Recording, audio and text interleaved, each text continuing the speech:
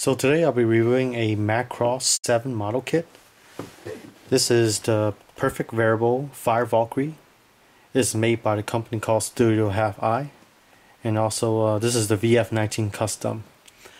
Before Studio Halfeye were making toys, they were a small garage kit company, and they made resin model kits. Believe it or not, they made two versions of these. One is the red cast version.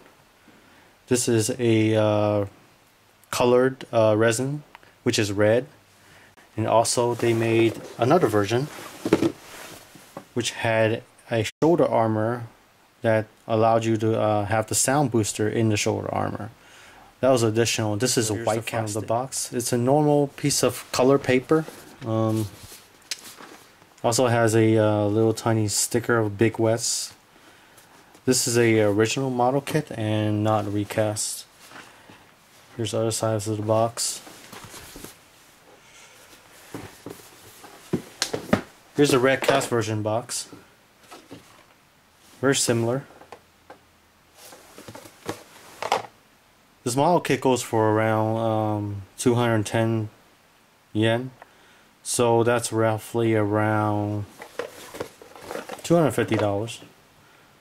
So let's open the box. Here's instructions for the white cast version. This is where they had extra parts for the booster on the shoulder. Opens and closes. Also comes with a coloring guide, very high quality. Shows you the colors of what you should paint your Valkyrie in. Here's the instruction booklet. It uses screws, so they show you the size of the screws, the screw holes. Also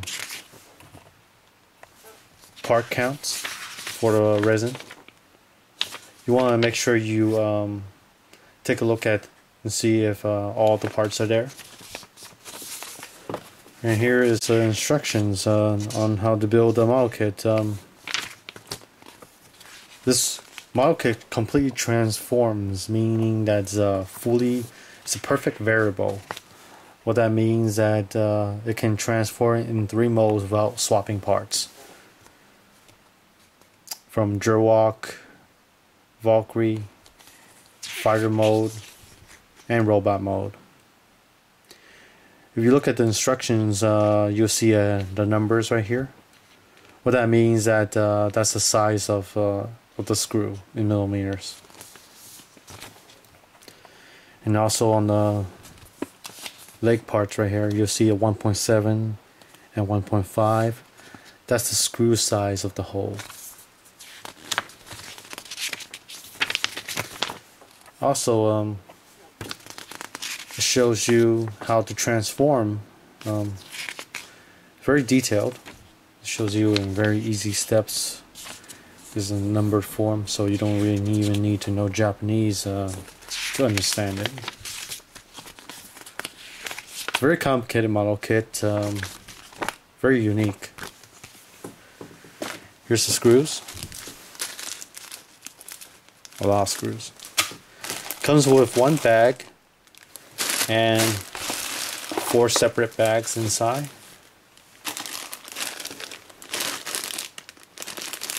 Here's the hands. A lot of little pieces. The wings, the feet, the gun. And here's the extra parts.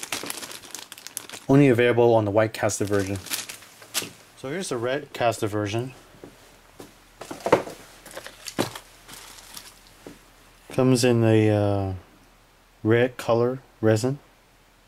It's really unique from the white casted version. See the difference? Screw holes that you need to drill. You look at right there.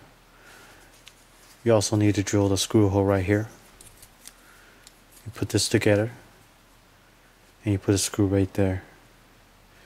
This allows it to move and transform. Also comes with a canopy, which is clear. So Studio Halfeye uses a variety of screws. Here are some of the variety of screws that you find in this model kit. Also, Studio Halfeye uses a very unique screwdriver. This screwdriver is made for these screws, and I would prefer that you use a Studio Halfeye screwdriver to unscrew the screws, because if you use a regular screwdriver, you might damage the screws. They're specifically engineered for this screwdriver, and it's a little different from regular screwdrivers. So let's talk about the resin quality. This is the red casted version, and it's casted in a reddish resin. It's very high quality. Very little sanding required. Negative thing about it is there's some warpage on the thin parts, like the wing and the other wing parts. Other than that, the resin is much really nice red color. For this model kit, what I'm doing is I'm not going to use red paint. I'm going to need to sand this correctly down to a very fine red, and I'm going to use clear red, and also after that a clear coat. Another negative thing about the Studio Halfeye kits is that you'll see the screw holes right here. If you notice that, let me zoom in for you. Reason why there's screw holes, it allows the wings to move. If you see on the bottom of it, you will see that there is a screw right there. And to tighten this screw and make the wing more not as flimsy, you probably use Studio Halfeye screwdriver and you tighten it carefully, and it will be more tight. Another negative thing about this model kit is the original holes for the screws. They are not big enough. You will need a Dremel sometimes to Dremel the sides out so the screw will fit in. You'll notice that the sides are a little bigger on this one, and they're a little smaller on this one. This one fit perfectly, but this one required me to Dremel the hole a little bit bigger. Also, another negative thing about this model kit is the warpage. And you can see that the model doesn't fit correctly sometimes. What I need to do is I will need to use a Dremel and Dremel the inside. Probably because some of the resin is a little thicker, and maybe because of the warpage. So I will need to Dremel it out. Another negative thing about this model kit is the gaps. There's a sizable amount of gaps on this model kit.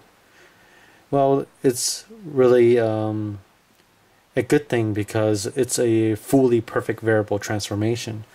So you will need the gaps for it to easily move apart, so it can transform from robot to Gerwalk and fighter mode. Another negative thing about this model kit is that you're required to drill all the holes for each of the screws.